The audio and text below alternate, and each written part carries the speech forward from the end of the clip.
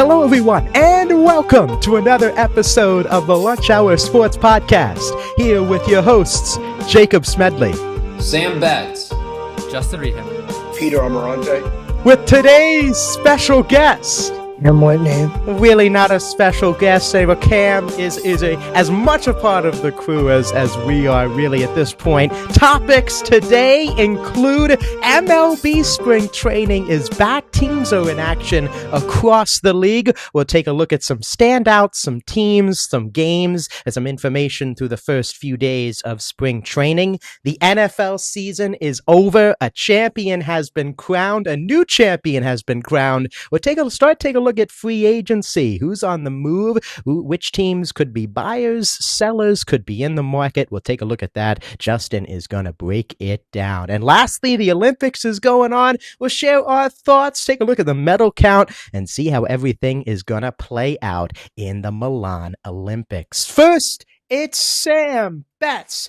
Sam, how's it going? Baseball is back again. Winter's still going on, but baseball is being played in Florida, in Arizona. We're getting ready for the season, my friend. Yeah, Jake. I mean, how refreshing is it to have baseball back?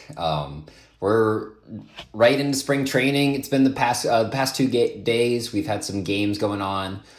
We've had a lot of the teams coming into training camp, getting ready to go. So we're right into it. I'm happy to say that we've had a couple games so far. Yesterday we had a lot of games going. Today we had a lot of games going. We're just gonna cover a couple that I thought were interesting. So nothing crazy. Let's start with one that I like to see usually. The Red Sox played against the Northeastern University Huskies. Now they're a Division I program out of Boston. Usually, sometimes MLB teams will have some contracts with some universities. They'll play them for a game or two. And this is just a kind of like a fun exhibition game between an MLB team and a Division I university team. The Phillies used to do this with the University of Tampa a couple years ago. You might remember that. But the Red Sox ended up winning this game, obviously, as you would assume, 18-3. The Red Sox scored 9 runs in the bottom of the 6th, so not the best pitching day there for NU Huskies. But Ronald Rosario, who is a Double-A prospect for the Red Sox, actually hit the only home run of this game out of all the 18 runs for the Red Sox and the 3 for the Huskies. He was the only one who hit a home run. He's a Double-A prospect right now, so just kind of nice to see him get some time for during the big league club and big league camp. A lot of times these teams will usually put in like their AA prospects, AAA prospects, a couple other non-roster invitees who the team invites throughout the spring training just to see if they'll be a fit for the team. They'll usually play a lot during these games, so you're not going to see probably like a lot of the big stars sometimes, but you might every once in a while. But I think it's just a really nice opportunity for these college teams to get some experience playing a big league club. Yeah, I agree, Sam. And I think, it's great, those partnerships. I think I saw, too, the Minnesota Twins played the University of Minnesota, the Golden Gophers. And sometimes it's also those colleges that are in the area on a road trip. College baseball season already started a little over a week ago. So some of these teams on a trip, and it's like, oh, okay, you're already in the area playing this team for a classic or for non-conference play. Why don't you just stay in the area? You'll play, of course, with Minnesota, the team that's the home state away, in the area in Arizona. So, I think that's awesome. I think it brings a further connection between college baseball and Major League Baseball. Of course, Paul Skeens being the most notable, but so many of these guys in college baseball are going right from the draft into minor league baseball and on to teams quicker than ever before. So it's great. It's great to see that connection. And I think it should continue in spring training moving forward. Yeah, I definitely agree, Jake. And like you said already, the Twins played the University of Minnesota, the Golden Gophers. Twins ended up winning 10-3.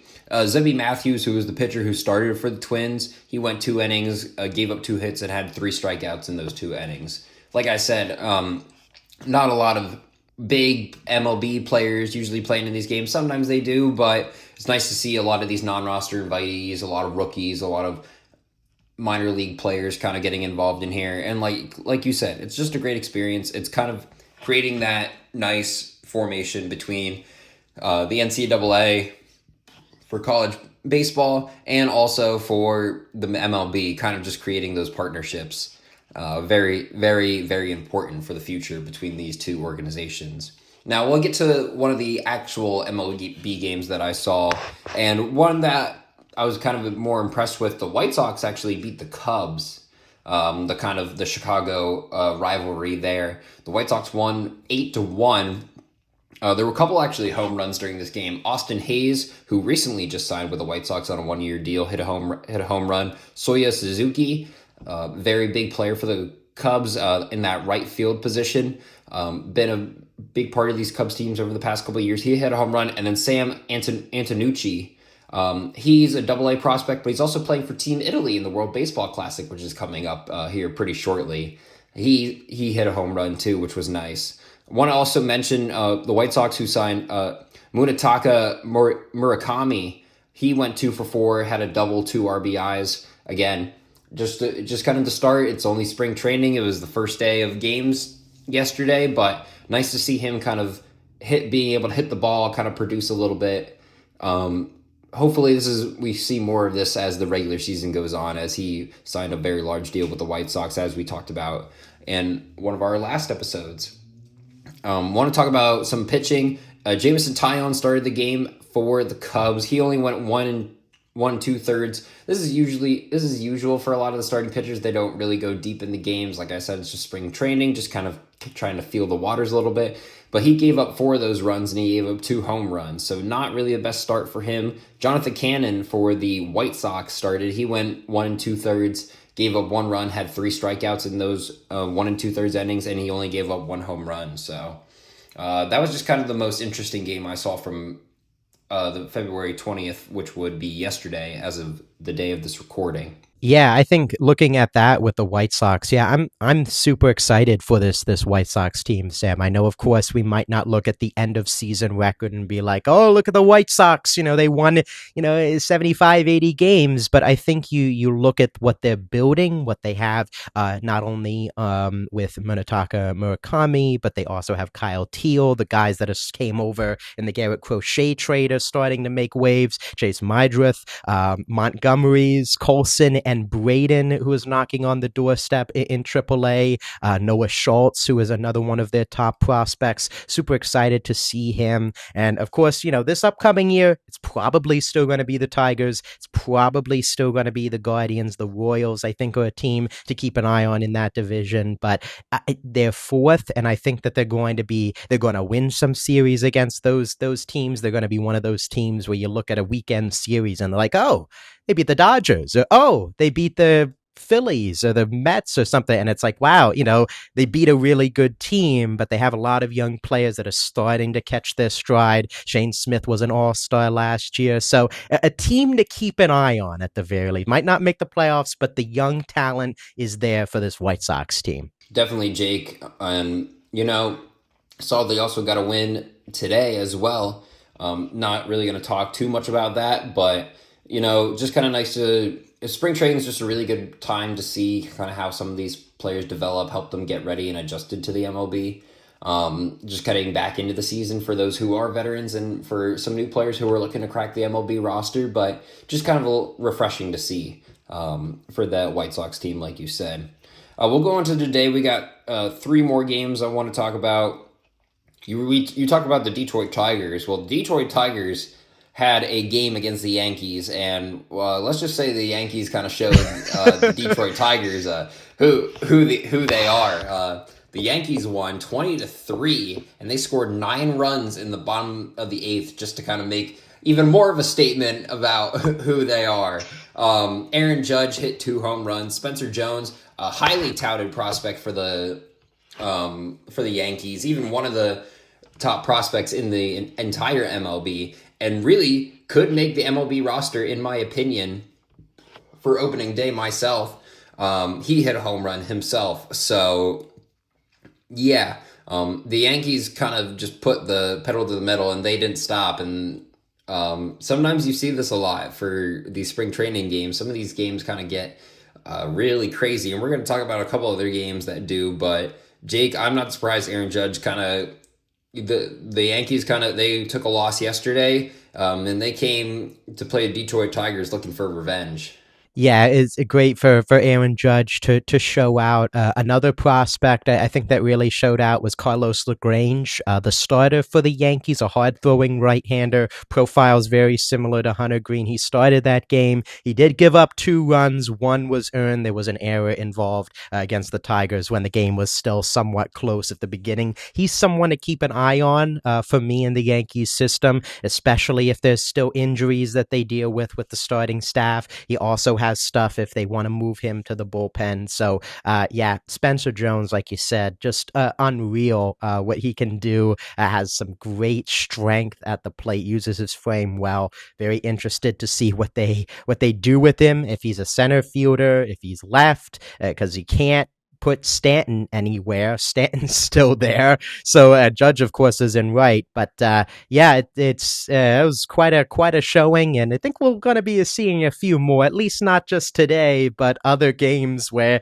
it gets out of control because you're trying to get guys experience. Some of these guys are still, building up. Especially these younger players still have those issues with control. So you might see a bunch of walks, a bunch of bases loaded. You have a bunch of runs put on the board in one inning. So yeah, what a game. And Jake, that's a perfect way to talk about that too. Spring training is if I haven't already said it already, is to kind of get everyone prepared for the season. Whether you're a double A prospect, whether sometimes you see some single A prospects come up and play in these MLB games. They come up to the big league camp for a little bit, get a game or two in. Sometimes, and you see your normal MLB veterans as well. It's just for everyone to get an opportunity to kind of play in the big stage right now, but kind of mingle with some MLB players, kind of get to learn some experience, play MLB experienced players from another team. Really just a great way for everyone to kind of get some experience overall and get ready for the upcoming season. We talk about the Dodgers. They keep doing stuff. We keep talking about them. They won against the Angels 15-2 today, and the Dodgers scored 6 runs in the top of the second to keep making that statement. But no home runs, but Andy Pages and Ryan Fitzgerald for the Dodgers both tripled in that game, scoring some runs, which was really cool. We saw Yoshinobu Yamamoto on the mound starting, one 2/3 innings, 3 hits, gave up the only 2 runs of the day to the Angels. One of them was only earned, and he had 3 strikeouts.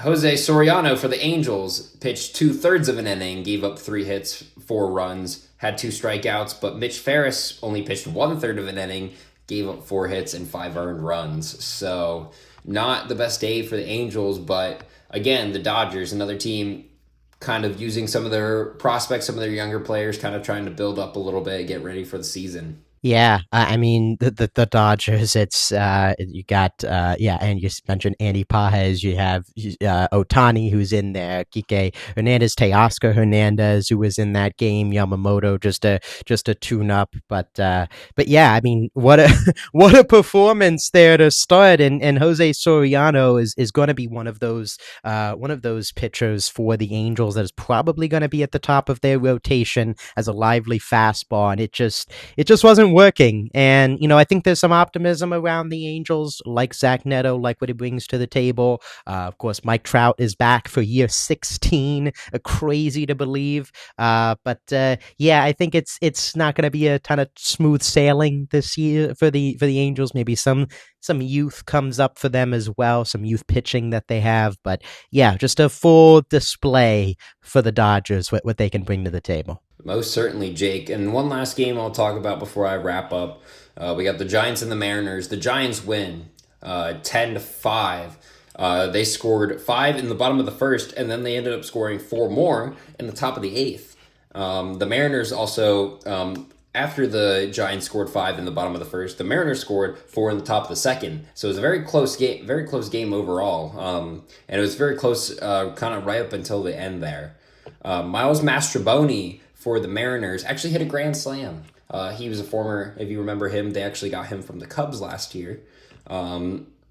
Hayden Birdsong for the Giants pitched a third of an inning, gave up 3 hits and 5 earned runs. But a couple other pitchers kind of came in, kind of hold off the Mariners. Blade Tidwell pitched 1 inning and had 3 strikeouts. He only had 1 walk too. So Emerson Hancock, a young pitcher who's he was a top prospect early on in his career for the Mariners. He pitched an inning and 2/3, had 1 hit, gave up 3 earned runs, had 4 strikeouts. Guyo Zaninga gave up 4 earned runs in 2/3 of an inning and had 1 strikeout for the Mariners too. He was actually a former Iron Pig last year, if you can believe that. So. But no, the Giants, again, another kind of team, kind of getting Harrison Bader, a couple other guys. Really kind of interested to see. They also got a new manager who was the former head coach of the Tennessee Volunteers in Division I baseball. So we'll kind of see how this team kind of shakes out a little bit. Yeah, I'm excited to see how it works out going from college baseball to the pros. And yeah, like you mentioned, the Giants, they brought in Luis Ariz, another name along with Harrison Bader. Bryce Eldridge, one of their top prospects, batting cleanup, playing first base. I think there's a lot of buzz around him, what he can be as kind of a DH first baseman mold for them. And for the Mariners as well, Cole Emerson, who's batting ninth, one of their top prospects, third base. He's played in each of the team's first 2 games. Michael Arroyo as well. I think you mentioned earlier about this is an opportunity for prospects to kind of showcase their skills, being alongside fellow big leaguers in the lineup, something that some of these fans of these teams kind of get a glimpse of before they get the call up and be like, hey, this is our top prospect. He's, batting behind Julio Rodriguez, or he's, batting ninth in a lineup that's somewhat regular through the first few innings. So with that, Sam, I want to ask you a quick question. We'll get to some football in just 1 second. I mentioned the prospects. There's a few guys that have played already. Which one are you most excited about? Of course, there's a handful like Andrew Painter, Justin Crawford, who played today for the Phillies, J.J. Weatherholt, some other guys as well that are still getting to play. Emerson, as mentioned. Is there a player or a prospect that you are excited about, not only on the Phillies, but if you wanted to talk about the whole league as well? Jake, I was kind of just going to go with Justin Crawford just because he's probably the one I know the best about. I really want to say him, and then I'll say Spencer Jones, who we already mentioned already. Justin Crawford, I think, really has a chance to kind of make this opening day roster. And today he played pretty well. He had 2 hits. I believe he had a double. He went 2 for 3. I'm really thinking he's going to be someone who's going to be a big part of the Phillies outfield in the future for sure. Whether it be he makes the opening day roster or he gets kind of called up later in the year, definitely think he has the opportunity to. Spencer Jones, I think, has an opportunity to definitely make this Yankees team. Just kind of like I said, he had the home run today. I believe he had 30 plus home runs in his minor league season last year between AA, AAA. Just a tall, really tall player. Really good stride at the plate. Also, just kind of like the range that he's able to cover in the outfield. Definitely think he's someone who could make the Yankees roster. And why he didn't get called up last year, kind of a little bit puzzling to me. Obviously, maybe still want him to develop a little bit more, but I think he's honestly someone who could be MLB ready for opening day. Of course. A few names that I've got. I'll go to the New York Mets in Carson Bench, outfielder. They got Luis Robert Jr. from the Chicago White Sox. Of course, Juan Soto's out there. They still have Tyrone Taylor.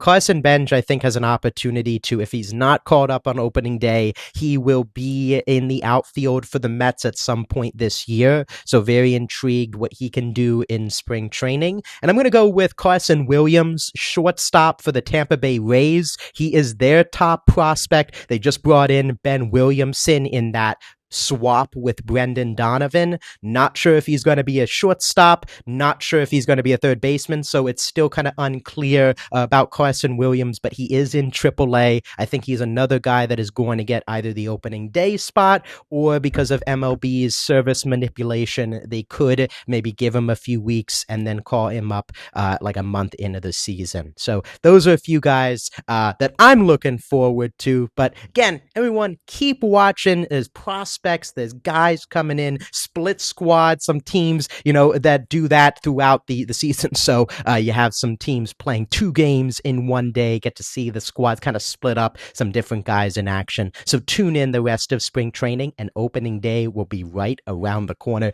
The World Baseball Classic, as Sam mentioned as well, will be coming too, which is exciting. Speaking of exciting, the NFL free agency is here. First, though, I know Justin is going to get into it, but we haven't talked since the Super Bowl, guys. First, just some initial thoughts on the Seattle Seahawks being the new champions of the NFL. Of course, wasn't the greatest game. I think we can all safely admit that. But still, I mean, they steamrolled their way, and that defense just otherworldly en route to the Super Bowl victory. Well, I think we've been kind of seeing this over the last few seasons. When you get to the big game, it's all about the defense.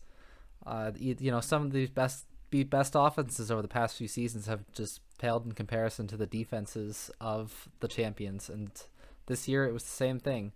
Although I don't believe that New England was quite as good as their record might have indicated, and I believe that the Seahawks definitely helped prove me right in that sense. Yeah, I was gonna say I got one word, and that's obvious. I mean, it was obvious the Seattle Seahawks were going to win that Super Bowl. It was obvious the Patriots were absolutely frauds to the entire season. It's obvious that you cannot say that the New England Patriots, didn't even deserve to be in the Super Bowl. I mean, they were not the best AFC team by any means. They got lucky in the last 2 games of the playoffs with having to fight Denver with a backup quarterback. I mean, like, the Patriots just waltzed their way through the playoffs somehow. I mean, they waltzed their way through the AFC somehow with playing really poor teams except for the Steelers and the Bills in their situations. So, I mean, it was an obvious Super Bowl. It wasn't a sweat. Justin and I, we were chilling watching it, watching Drake May cry his way through the Super Bowl. It was a great day. Yeah, I just want to shout out the Patriots. Still, I know they have 6 Super Bowl wins, but to bring a first-year coach like Mike Vrabel and then a young quarterback like Drake May, I still think either way, my thoughts is the sky's still the limit for them. Regardless, I mean, I know their receiver depth isn't really that great. So they still have a lot of potential there going for them, and to have a record as you did still, I mean, sure, like Justin just said, the record didn't show how, good they were, but they still made the big game at the end of the day. So, shout out to the Patriots. Seahawks defense was a crazy defense. I don't think anybody came into the season thinking they were going to be so dominant of a force. But with that being said, I agree with Justin that, defense wins championships, and they kind of proved that in the Super Bowl. That defense wins championships. And shout out to Kenneth Gainwell, because without him, that offense wouldn't have moved the ball the same way as they would have. I think Kenneth Walker is going to be one of the first players we see get a contract extension in this free agency. I mean, he's young, he's powerful, he's very, and I said this to Justin on the Super Bowl, he's patient. He waits for openings. You can see in his running, like, he's not just, the ball's in my hands, I gotta go full burst. He's patient. He eyes the openings. He's tactical with how he moves. So, yeah, I agree with Cameron. I mean, huge shout out to Kenneth Walker. Another player that Justin and I were talking about that I want to give a huge shout out to is Sam Darnold, man. I mean, this guy's been thrown around with so many different teams. I mean, not necessarily every year unjustly overlooked, but, he went to Minnesota last year. Basically brought that franchise back from shambles and had I think the same exact or very similar record.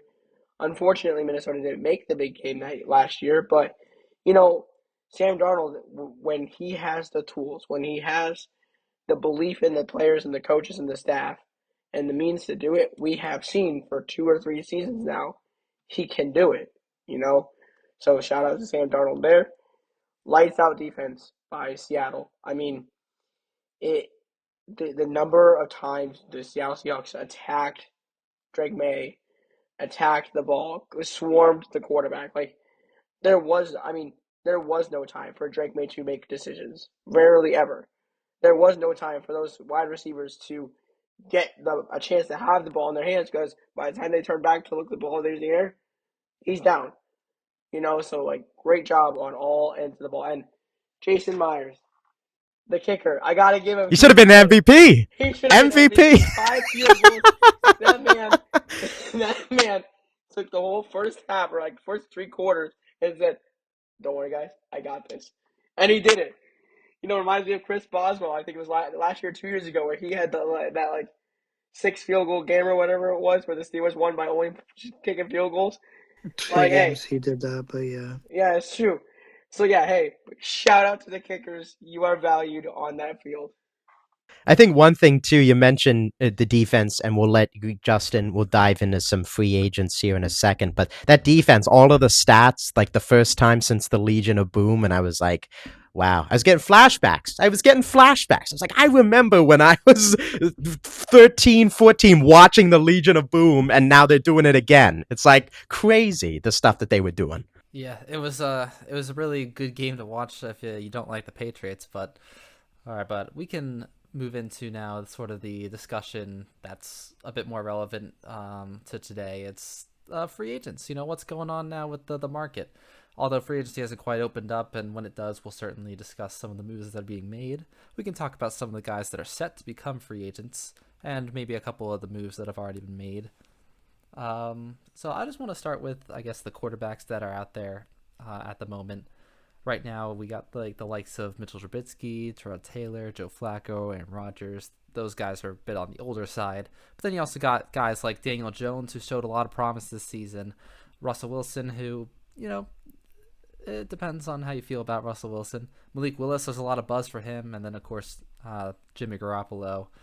It's a lot of veterans and short-term starters, but really most of these guys are just kind of cheap options for maybe a season or two, or even maybe just a guy to bring in to help a rookie quarterback out. Yeah, I was gonna say, hearing especially like Flacco and Garoppolo and I'm gonna hold off on saying Rodgers, but Garoppolo and I'm sorry, Flacco were the first two names that caught my mind. They seem like you're 1 year, very short term, very like let's get our young guys moving a little more. I think of J.J. McCarthy, I think of Drake May, I think of you know Jaden Daniels, even young guys that I mean Jaden Daniels. This is going to be his 3rd year, but you know can use a little progression, a little more progression, a little more help, in influencing their game.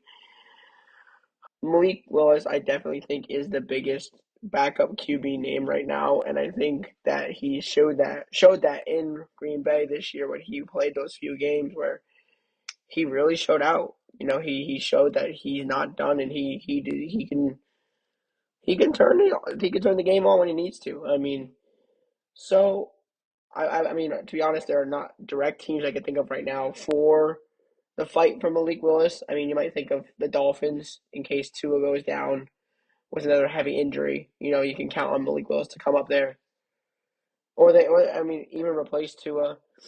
I think of the Colts. Whether they decide to stay with Daniel Jones or not. I can kind of think of the Raiders because Geno Smith's getting up there in age. He kind of showed a little bit of a downslope in his play at the end of the year. So I think that the quarterback window is pretty wide open, but I think that the two big veterans, Jimmy Garoppolo and Joe Flacco, are just going to be more seen as mentor backups rather than a solidified, okay, I'm going to put this guy out there for a 10-game stretch kind of backup. Yeah, I want to first off say that there's two teams that come to mind that are in the quarterback market. Three teams actually I could probably name at the top of my head that would be in the quarterback market. First team that comes to my mind is the Pittsburgh Steelers. They do have a young guy in Will Howard, but with that being said, they're a very notable team to go for the older quarterbacks. So maybe you see, if Rodgers doesn't work out, maybe they bring a old experienced guy again, to the Steelers. Another team that really comes to mind is the Minnesota Vikings. JJ McCarthy didn't really show much of anything when he came into play. He was either coming out because he had some light injury, his quarterback play wasn't there. I remember him even being benched for, a game because he just wasn't up to par with the NFL. So I could see definitely the Minnesota Vikings being in the market for a quarterback. I feel like that would be a great spot for Malik Willis to go. I mean, Kevin O'Connell is very known for adapting quarterbacks and surging quarterbacks' careers in that organization. So, I mean, I think any quarterback that goes there, I mean, you got to give them some type of, promise. And then one team I wanted to mention that is not really getting talked about enough, and I keep seeing it over the media, is CJ Stroud and the Texans. CJ Stroud had a pretty bad year this year. And we can talk about the O line. You can talk about how they weren't that great. But with that being said, you still can't be throwing as many interceptions and having many fumbles as the way he did. Maybe they're on the search for a trade with him, and maybe there's a potential startup of maybe they try to play Davis Mills. Maybe they do some type of trade there for a quarterback. Who knows? I don't know what that looks like for them, but I know that's a team that's a lot of teams under the radar. Like, watch if CJ Stroud moves somewhere in a potential trade. But the last team that comes to my mind is the New York Jets. Jets have always been in the market for a quarterback. They try to sign Justin Fields, didn't really work out. I think at this point they could probably maybe use a guy like Joe Flacco, which wouldn't really hurt them because therefore you guys haven't really got a quarterback and you have an experienced guy like Flacco who has proved that he has flashes that he can still play as a high level, and I know he's a free agent. But those are just kind of the top teams that come to my mind who are pretty much probably in the search for quarterbacks. Where these free agents go, we don't know. So hard to predict where everybody moves and where everybody's going to go in the quarterback market. But I can at least name the teams that I can think would do something like that. Oh, no, yeah, no, I was just going to kind of add on that. I think something to keep in mind is the draft. I know at least it's a team that you mentioned, Peter, is the Raiders. I think right now they are the front runner for Fernando Mendoza for Indiana. I think that kind of puts them in that boat. Yeah, I think you mentioned Minnesota, Cam. What got me thinking, what about Daniel Jones in Minnesota? I Sam was Darnold just was about to there. say There. that. I Me was and Peter on the just same wavelength. about to What would say you think that. about that? Sam Darnold goes there. They win, like you said, was it 13 games? Daniel Jones, very similar career arc the way he's going, where last season was like, Daniel Jones. It was like Sam Darnold in Minnesota, where Daniel Jones is back on the map. It seems like he has things figured out. I'm not saying that whoever wins the Daniel Jones sweepstakes is going to the Super Bowl and winning the Super Bowl, of course. But, it's like this guy has now put really, until he got injured, very good tape out there. And I think, like, as you mentioned, him and Malik Willis are clearly the 1A to everything else that was mentioned. So I'm very intrigued to see those two specifically, where Pittsburgh could use both of them. Break the mold, Cam. Break the mold. Stop with the his old guys. Stop with the old guys. It's just those New York teams. They're just like a farm for Yeah. quarterbacks to become good, just in like 5 or 6 years. Yeah. To your Daniel Jones, though, I mean, I know you said Minnesota Vikings, but I don't think people, and I know you guys remember, but some people kind of forgot about it after Daniel Jones got hurt, but they were 7-2 there during the Yeah. earlier mid tier of the season. If I was the Colts looking at that, I know they brought Philip Rivers, like old guy, coming in, and Anthony Richardson obviously wasn't the answer, so they're gonna probably definitely move on from him, find him somewhere to go. But if I was the Colts, I would say that you try to re-sign Daniel Jones, who has brought that good record back to the Colts and shown flashes of wanting to improve that team. Because leave where you like pick up where you started after you got injured.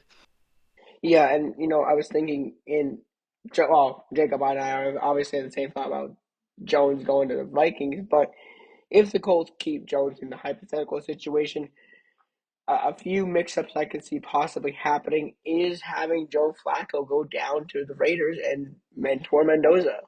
I see similar play arcs between Mendoza and Flacco. A little bit of similarities with the way that they play together, the way they individually play. Excuse me. Um, but also I was thinking, on the terms of what Cameron said with C.J. Stroud, I think if the Texans move on from Stroud, it's going to be in a trade package. I don't think it is going to be let's go pick up a free agent for C.J. Stroud. I mean, I'm not saying that's what Cameron said or indicated at all. It's more so in my mind. The Texans do need help in the quarterback era. C.J. Stroud had a great first season, then kind of fell off the second two seasons. I don't know. Maybe C.J. Stroud goes to the Jets for a crap ton of draft picks. But I can't see it That really would be happening. interesting. I don't know. That would be very I don't interesting. know. Yeah. I don't know. There's not that many big name quarterbacks in this year's draft, so I can't see there being a high upside to drafting a quarterback this year unless you're Fernando Mendoza. Well, let's move over to the running back side of things now, because I want to really discuss this market. We got a couple of bigger names here, but mostly it's just a few depth pieces. But I wanted to talk specifically. Javonte Williams was on the market until today, where I think he'd signed a $24 million contract for 3 years with the Cowboys. He had a great season, so he'll probably continue that success with them. But Super Bowl MVP Kenneth Walker is actually going to be available in free agency this offseason, assuming the Seahawks do not sign him. Rico Dowdle is going to be available. A guy like J.K. Dobbins, who was 1 or 2 years ago like one of the better backs in the league.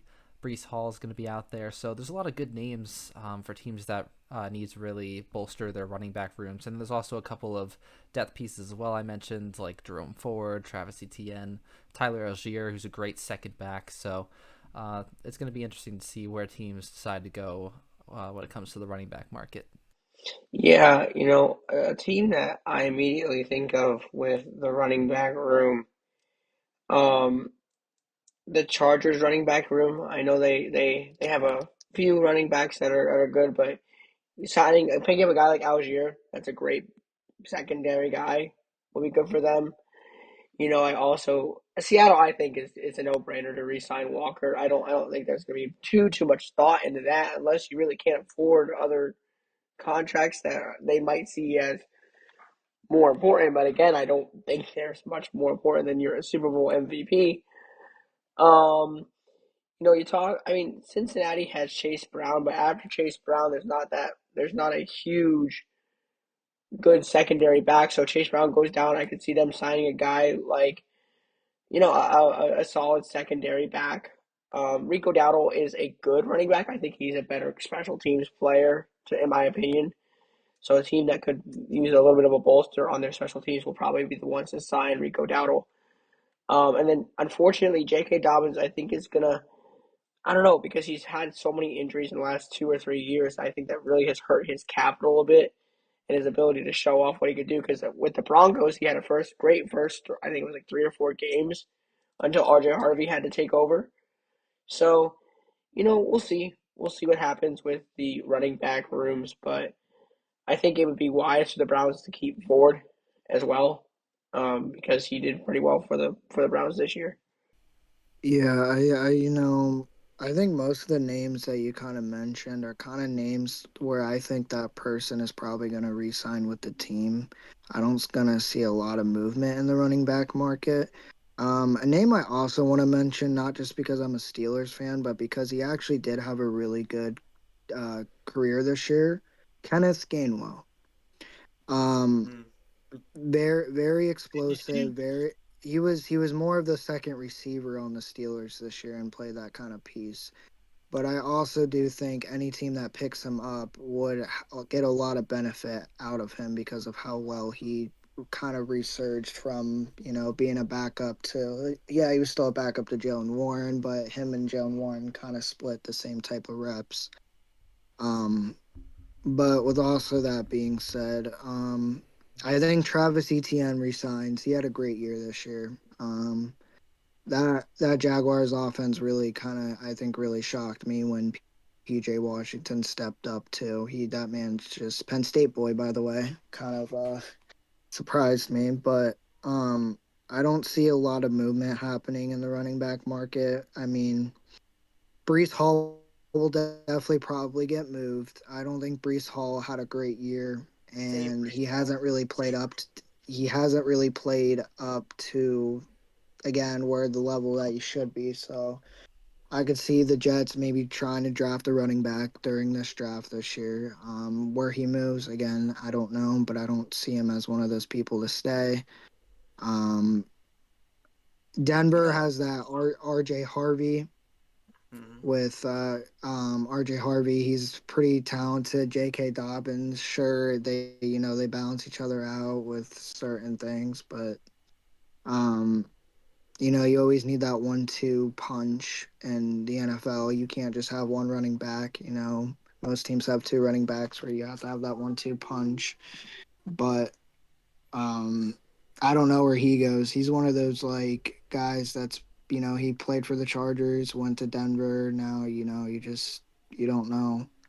Um, but I don't see a lot of movement. I really don't. I don't see super much movement in this market. It's a very interesting market to me, but it's very hard to just be like, this is where I think these guys can go. That's probably you where I'll know, leave it. Rico Dowdle, though. Rico Dowdle, yeah. He came in and started performing really well um, behind Chuba Hubbard, but I think with Rico trying to get more money, more of a contract, I don't see Rico also staying. But yeah. I do want to correct an error in Rico Dowdle's comment. I meant that he could be a good special teams guy. He is a better punch guy. I didn't mention that earlier. But also, if Brees Hall goes anywhere, and this is just a proposition here, we just mentioned the Texans.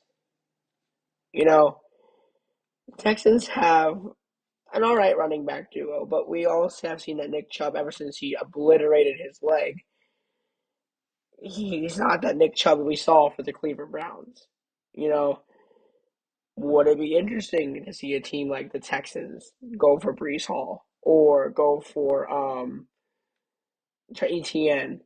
You know, where I mean, Cameron just shot like absolutely not. But hey, I mean, He like shut you down. He shut you. anything, anything is possible. Like anything is possible. I mean, look. 2 years ago, we were sitting here like, oh, the Giants would be stupid to let Saquon Barkley go. They would be idiots to do that, and then there we were. So anything is possible in this world of sports. Peter, the reason I was shaking my head wasn't because you're completely wrong. It's because one, the Houston Texans have a lot of running backs on their depth chart, and two, they have a guy in Woody Clark Yeah, Woody who Marks. Yeah. Woody Marks, yeah, I said Woody Clark, yeah. Woody Marks, you're right. Correction. Woody Marks, who really stepped up this year, who I think will get a lot of more reps now.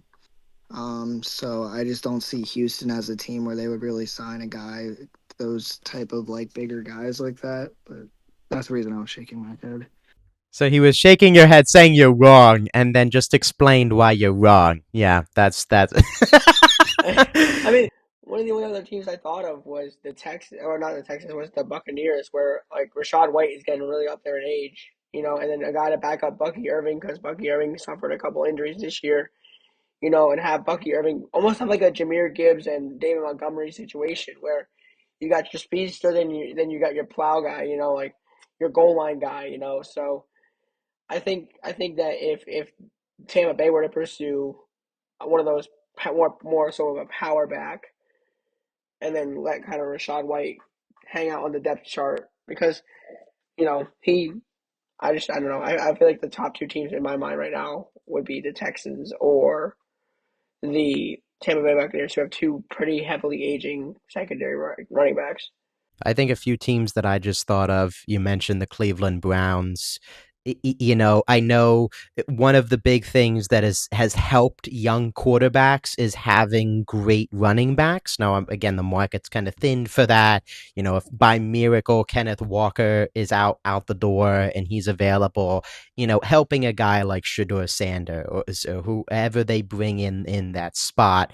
The Washington Commanders, Bill Krosky Merritt, I think, like you guys have mentioned, 1-2 punch. I think he's a guy that can definitely benefit from a 1-2 punch. Austin Eckler and their mismatch of kind of veterans that they brought in just hasn't done it, and maybe that can help get Jaden Daniels back on the right track, that offense back on the right track, and help out their receivers, for goodness sakes, add some kind of running game back to their mentality. Arizona Cardinals as well. James Conner, of course, getting up in age, injuries really hitting him and that team. So a few other teams to keep in mind. But yeah, to kind of reiterate, Kenneth Walker, interested to see Zach Charbonnet as well. I know he's not a free agent per se, but someone that we saw on the playoff run did get injured, and that kind of opened the door for a larger role for Kenneth Walker. So I wonder if the Seahawks will have a decision upcoming,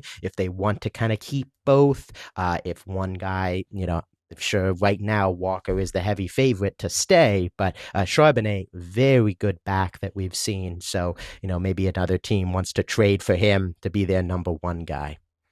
I do like your take on that, by the way, Jake, with the Browns. That really made me think about the help that you need, like you mentioned with us with the 1-2 punch.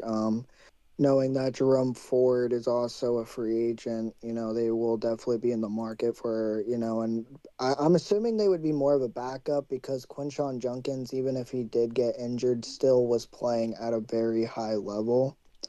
But I do like what you said about that. And then also with James Conner, who is a good running back. Arizona Cardinals is definitely, in the market for a running back too, a younger guy. So. All right, now the position group that makes me cry. I'm talking about wide receivers. And the reason is because we got a lot of great talent here for a wide receiver two, maybe a slot guy. But the one thing we don't have wide receiver ones. And as you guys might know, that's what the Bills need. But what we do have is guys like Tyreek Hill coming off of torn ACL, maybe a couple of other knee issues there too. Maybe Sam Betts can shed a little light on that. But we also got the likes of Christian Kirk, Alec Pierce, who's a great deep threat. I believe George Pickens was franchise tagged. I'm not 100% sure on that, but he might have been. I would say that's very likely to happen, but even if it doesn't, then George Pickens is out there. Very expensive guy, though. He's going to be probably upwards of 30 mil a year. Wan'Dale Robinson, who actually did pretty well in New York this season. I think he just needs to change the scenery to really break out. Mike Evans is going to be out there, but he's kind of aging. Jawan Jennings, Rashid Shaheed. So, yeah, a lot of guys, like I said, either aging wide receiver twos or slot guys. Really, to get a number one receiver, you might have to look towards the draft. Did you mention Romeo Dobbs being a free agent? I'm sorry, and I don't know if it I didn't was. mention it, but he I is think on my he list. that would be a cool package deal to see Romeo and Willis go in the same place. Just because they played together. I don't. That rarely ever happens, but I think we could see some fluctuation in the Browns wide receiver room. I think the Browns could use a veteran wide receiver or even a young stud like The Alec Browns Pierce, could who use played everything. really well for the Colts. Everything except defensive end. Defense, yeah. I mean, their defense was all right. San Fran, I think it'd be. Again, these are all stretches. These are all like really way too early. But Brock Purdy throwing to Tyreek Hill could happen. You know, that'd be pretty wild. I don't think it will happen, but I don't know if San Fran even has the cap for that. Because they're paying for Christian McCaffrey, they're paying for George Kittle, they're paying for all those big guys that they've got. Ayuk, I think, is coming back too, Ayuk, right? If I remember well, that correctly. that's Yeah. if all that drama dies down. He's got a lot of drama going on Probably, right yeah. He now. might not even play. Yeah, never Um, mind. yeah, I mean he might be just speeding past the stadium again. But I think that a guy like Wandale for Shador Sanders to help work around because Wandale was really agile for Jackson Dart. He proved to be a really good target for Jackson Dart. I think of a guy like Alec Pierce being a deep threat. You think of teams, if Tampa Bay moves on from Mike Evans, Alec Pierce would be a nice deep guy to have while Evan and Buka can cover that slot really well. And Godwin can be that rotational third guy because Godwin is when he's healthy again a really powerful runner and he's got good hands. And I also think give Caleb Williams some guys. You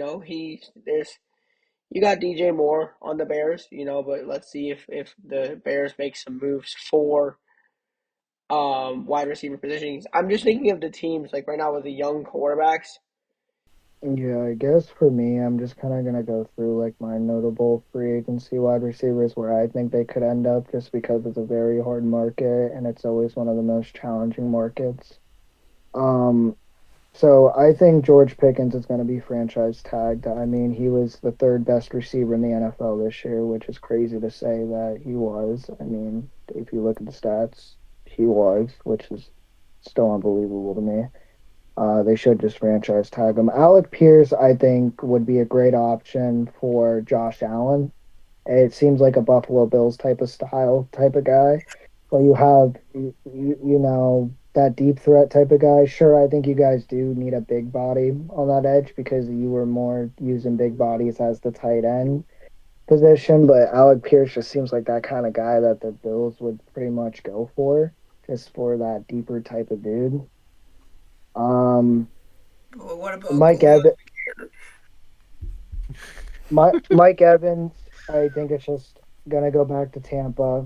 I don't. I think he probably wants to. He's getting older. I think he just wants to finish his career in Tampa. I really don't see him wanting anywhere else.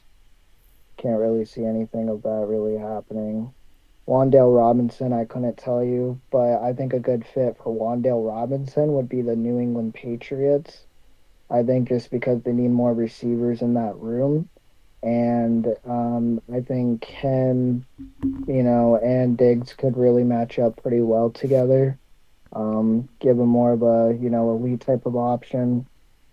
Raheed Shaheed, very fast guy, very explosive. That one's hard. I can't tell you what teams will really use that, but besides, mostly every team that could use a fast guy like that could use a guy like Rashid Shaheed. And a name that comes to my mind is the Pittsburgh Steelers, who are in the need for a second receiver. They haven't had a second receiver in a while play that 13 personnel with the tight ends. I think Rashid Shaheed would, be a really good deep threat for them.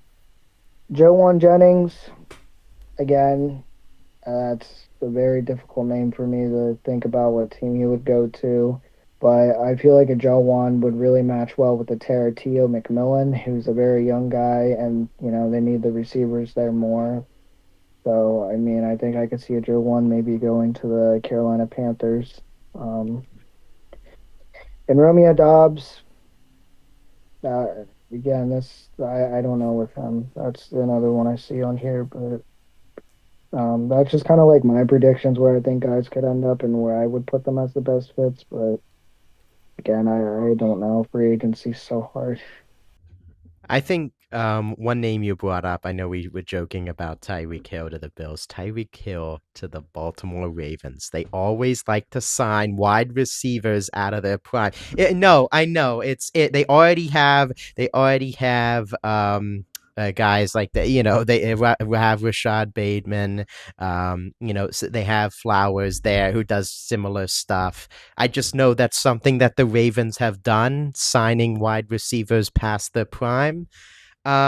Yeah, I think the market, you have an interesting amount of good teams. We mentioned the Bills that could use another receiver. I think you mentioned Romeo Dobbs. I think he's going to be a hot commodity, especially what he did in that Packers offense that just kind of, I don't want to say deteriorated, but kind of got worse and worse as the season got on. But he kind of really became a stabilizing guy for Jordan Love, and I think that that's someone. Mention again a Bills type of team where you need another guy other than Khalil Shakir that you can rely on down the field with the tight end. So Yeah, I think that's going to be very interesting. Shahid, I think something else to add is the kick return, the punt and the kick return game that he brings, that really you see that on display in the postseason, that, teams, every facet of the game really gets magnified in the postseason, and signing a guy like Shahid, that difference making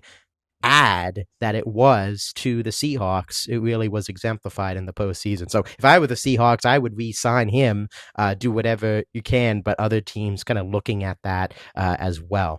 Do you think that Shaheed would be a type of player to be like, you know what? I understand. Like, if the Seahawks were to approach him and say, all right, we want to re-sign you. We need to give Walker money. We need to give this guy money, that guy money, whatever. We need you to take a little bit of contract bump, because we have all these other guys to sign, and we're gonna utilize you as a wide receiver, but we're gonna really heavily rely on you as that special teams kind of guy. Do you think that Shaheed, in his mind, is like, yeah, is he like the best of the best for the team kind of thing, or is he like, all right, I want to find my mark, I want to find my team, I want to find the people who are gonna pay me the big bucks to do what I want to do? Like, where do you think, if you were Rashid Shaheed right now, where would your mind be at? I think most teams, well, I think with him right now, he's kind of played on multiple teams, right? Like he hasn't really been like that set guy on a team, and even with the Seahawks, it wasn't him; it was Jackson Smith who's been that set guy. So for him to chase the big bucks, I don't think that's really going to be a possibility. Sure, you can chase more money, but I don't think you're going to be like a superstar type of like guy who knows that you're still a good player deep down and you should always want to be the best version of yourself, but I don't think he's chasing money at this point in his career. It's also going to be indicating of what happens with Cooper Kupp, because if you remember in the playoffs, Cooper Kupp really stepped up in the playoffs as that second type of receiver, so you don't know. I think if I were Rashid Shaheed, I'd go a little bit opposite of Cam. I think recognizing the value that I bring to a great team, especially when he was with New Orleans for such a long time, it's really desolate. Chris Olave was there. The team kind of went away. They traded everyone away. It was a rough situation. He gets moved to a new team. He has this explosive, turnout. And I think that's going to be a huge selling point, not only when you mention bringing it to the Seahawks, like, hey, this is what I did for you. Can you compensate me for this? I think that's something as a team they're going to think about. But yeah, a lot of these guys, they want that security. They want that, financial security. If the Seahawks aren't going to give it to them, I know a lot of other, especially good teams. One just came into my head, the Chicago Bears. They're a team that could use a guy like that can change a game with his speed. I know they have Luther Burton, but other good teams that could have and use that skill set. So he can definitely use that to his leverage. So if I were him, I would use that and think a little bit more selfishly like that. Yeah, look, go to Jacksonville maybe, like on offense that could use one more piece. Go to the Ravens. Don't sign some aging bum. Go to the Ravens.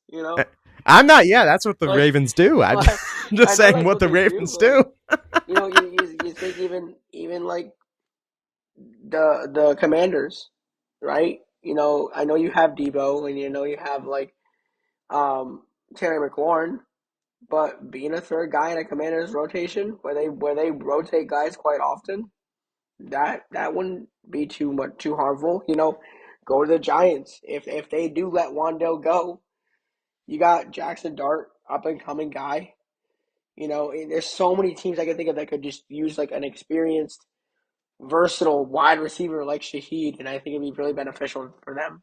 All right, there's just one last position group I want to talk about because I felt that it was very interesting to me anyway. I want to talk about the edge rushers this season because I feel like no matter what you're looking for, you can find it in the free agency pool this time around. If you want a top tier guy, you can get Trey Hendrickson. You could pay him the big bucks. You can maybe go for a little older option, so a little cheaper for Khalil Mack. Maybe Odafe Owe as well. But if you're thinking along more the lines of, oh, I want to save a little bit of money, maybe get an aging vet who can still play well. You got Joey Bosa, maybe Von Miller if you want to take a crack at that, or if you want a guy that you can just slot in there into the rotation, somebody who's going to be a difference maker, but maybe not going to be the guy. Then you got guys like Bradley Chubb, Jalen Phillips, Hassan Reddick. So really, it's just a pretty solid group, I would say, for any team that wants to fill at this position. I think another name, Max I was just Crosby, about to say, is you I do think not another mention name. one of the biggest names. Me, Peter, on the same wavelength. Max Crosby's not a free agent. I mean, he has to get released. Yes. Yeah, he's not a free agent. That's why he's not think on the he's list. it's trending in that direction. He's trending in that direction.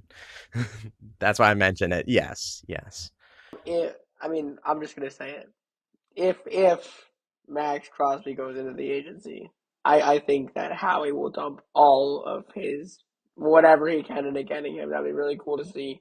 But I honestly think that Jalen Phillips has a pretty good upside to him. He played really well in Philly and for the Dolphins this season. And he's not too terribly young, but I think he's still got a good 5-6 years left in him where he can make a difference in a rotation. But I also don't see a team like the Jets going all in on Jalen Phillips or Bradley Chubb or something like that. Yeah, I think you mentioned the defensive end group. I just thought about the Rams for Trey Hendrickson for some reason. I know that they like to spend big. That defense, that offense is there. I think we saw that offense is there, ready to compete. The defense, I think it took a step back this past year. I know they still have Jared Verse, Byron Young, Fisk as well on that line. They have some very good young talent. I mean, you put Hendrickson on the other side of Verse. I think that makes a lot of NFC teams sweat a little bit in terms of trying to block those guys on the line. So that's a deep group. You got a handful of guys, but I think Peter's right. I think you can build on strengths. You got two ends, and all of these guys are switching in and out. So even if it's a strength, you can always make it a better strength. So it's coming at teams in waves when you have Bradley Chubb on one end, and just using the Browns as an example, Myles Garrett on the other end, or it's Chubb and then the second line guy, and it's like it's the wave after wave, just like running backs. That's why you see 2-3 guys. It's kind of keeping these guys fresh, and the great teams, Eagles a few years ago, Seahawks recently, these guys, the best teams, have multiple lines of very good defensive linemen. And you just mentioned it to me, Jake. Put and it just clicked in my head. The Bengals need defensive help more than almost anybody in this league. Keep Hendrickson. Go get a guy like Chubb, Phillips. Having two guys on both ends helps. You're relying way too heavily on Hendrickson anyway. But let's also build off what you said with keeping better, getting better, get better. That limits injury. First of all, if you keep guys if you keep guys fresh, it's going to prevent injury, it's going to limit injury, and that's why the first thing that jumped to my head was Seattle. Oh, not Seattle, I'm sorry, the Texans for one of those bigger guys is because Justin and I talked about it. You have such an insane defense in Houston, and sure, you need quarterback help, and sure, you need O-line help, and O-line help you draft more than you do free agency for, and quarterback help you trade for more so or draft for more so than free agency right now in these days. Go get your Bradley Chubb to help on the defensive end. Give your first line rep guys or second line rep guys a series or two off when they can come in on that third series fresh as ever. You keep that you keep a defense like the Jags, the Rams, or the Houston Texans fresh. That's gonna make them really scary coming into next season. And I mean, our athletic trainer's not here to back me up on this, but you keep fresher guys, you limit injuries. I mean. He was called upon twice, and he didn't answer the bell. Justin called on him earlier. He did not say anything. Cam, any thoughts? Any thoughts on the DNs? If I was Trey Hendrickson, who wanted to be paid by the Bengals because they couldn't afford to pay him, I would be wanting to go to a team that would definitely pay me what I deserve. And, I mean, there's a decent amount of teams that definitely need to use defensive pieces for... I'm not saying he has to go to a great team. Sure, you want to be on a great team and you want to win. I mean, that's pretty much the goal at the end of the day. But I mean, a team that's coming in my two teams that are coming to my mind in terms of like not high branded teams, but teams that could pay them are the Tennessee Titans, who have a lot of cap space this year, and the Washington Commanders, who are a very old defensive unit. Are just two names that are coming to mind. And sure, it may not just be Trey Hendrickson. Sure, other guys could go there as well. But to your guys' point, I mean, with the Steelers, for example, like you guys talk about the rotation of like, and Steelers have probably the best linebacker group rotation in the National Football League in terms of these ends coming in. Because you have Alex Highsmith, Nick Herbig, T.J. Watt, Jack Sawyer, who had a good year this year too. And when you can have a team that has all these guys who are coming in on those ends to fill in those spots, it makes your unit even more dangerous, and makes teams having to adjust and figure those type of things out. But it's going to be very interesting because there's a lot of decent defensive ends that are coming out of the free agency, and there probably will be a lot of movement with a lot of these teams who can pay these type of guys who want to improve their team. And I'm interested to see where everybody ends up and going and see what happens. Oh, great job. As always, Justin. Free agency just around the corner. Tease the draft as well. You guys know the drill. We will be going through our predictions as well in just a few months for the draft, free agency, see where everyone signs for the upcoming season. Guys, to wrap things up, what is going on right now? The Winter Olympics, the 2026 Winter Olympics. Just a quick medal update. We'll go a little round table style. Anyone's thoughts? Of course, a handful of storylines. I know Peter is very, very passionate about some action that is going to go on tomorrow's recording on Saturday. Right now, the medal count, Norway leading the way with 40 total medals, 18 in the gold department, 11 silver, 11 bronze. USA coming in second, 32, 11 gold, 12 silver, leading the pack, and 9 bronze. And Italy, the host country, coming in third with 30 medals, 10 gold, 6 silver, and 14 bronze. Germany and Japan wrapping up the top 5. Of course, they're not on the podium, if you will, in these leaderboards, but they're in the top 5, kind of closing in as well. Guys, kind of thoughts, of course, sending our thoughts and prayers. Lindsey Vonn as well. That was kind of the first news that really took shape of the Olympics when it just started, when competition was starting. Of course, you saw it right after the Super Bowl ended, kind of transitioning from one topic to the next. But yeah, some incredible athletic achievements all around in all of these sports. Yeah, I mean, hey, look, it'd be great to see the USA men's hockey team bring home that gold tomorrow. That was what Jake was referencing tomorrow morning, 8:10 Eastern Standard Time. Tune in bright and early. But it'd be great to see, USA get their lick back on Canada. But it'd be really cool to see a shift in podium. Justin and I learned not too long ago that Norway has held the top spot in medal counts of Winter Olympics basically forever. So it'd be really cool to see if USA can pick up a couple more medals to keep that race tighter, or even maybe possibly, although I doubt it, surpass Norway. But yeah, it's been an incredible Winter Olympics. I've been keeping up two biggest sports. I've been keeping up with hockey and curling. I really got invested in curling with one of my coworkers this year, and when when you got your coworkers riding or dying on curling, it's pretty funny to watch. It's pretty cool to watch. So, but like Jake said, great athletes, great showmanship of talent and athleticism. And yeah, thoughts and prayers out to Lindsey Vonn for a speedy recovery. Lindsey Vonn, like, for her, unfortunately, to tear her ACL, she took a lot of the precautions that she needed to or tried to before she went out and competed. She continued to work with her physical therapist and her medical team to try to make sure that she was strong enough to go. She had a brace to kind of reinforce her knee.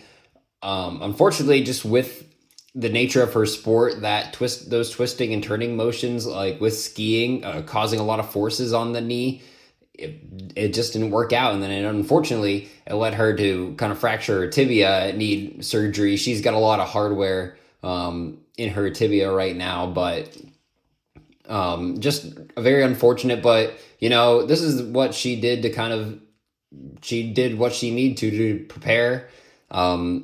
People compete with ACL without their ACL sometimes, so it just didn't work out for her. All I can really say about the Olympics is, the U.S. is not living up to the standards that we set for ourselves. We're sitting in second right now, and that's first place for losers. We're getting 12 silver medals. That's 12 people that are losers. Come on, let's pick it up. But no, actually, they're doing pretty good. I'm glad to see that the Olympics happening again. I like watching the Olympics sometimes just because it makes me feel like the world's less of a terrible place. It's like the one spot where everybody comes together and it's like, oh, we can do something for fun. So I'm just glad to see that it's sticking around and the sportsmanship is there like it always is. I think one point, just adding to that, I saw a video of I think it was a USA fan who they were just at the stadium there. The US wasn't playing, but I think it was like South Korea was doing some event. The event was not important, but they finished the event. The US guys cheering. He's there giving high fives to the South Korea fans he's sitting next to. And that's really what it's all about. Of course, Justin is over here, the coach. He is going to fly over tomorrow and give a speech to the U.S. teams right now. So everyone give your best to Justin as he makes that trip. But it's all about the camaraderie in the country, especially where, world is at. Everyone, just thoughts of, hey, it's selfish world in where we've become, I think, Amaya. So I'm glad to see again that camaraderie, the countries coming together. That's the most important thing, on this kind of stage. And sometimes sport is secondary to that, atmosphere and joining together. So yeah, any final thoughts on the Olympics? No further stuff. Ending it on a little bit of a high note. Again, thoughts and prayers to Rondell Moore and his family, and thoughts and prayers to Lindsey Vonn as she recovers from the Olympics. That will do it for our crew. Another wild episode. Baseball, Olympics, doing some NFL. But we'll be back again, like I said, draft, Major League Baseball, regular season coming, and NBA. Talk about that at some point as well, coming to a close. Thank you for watching and listening to another episode of the Lunch Hour Sports Podcast. Tune in next time.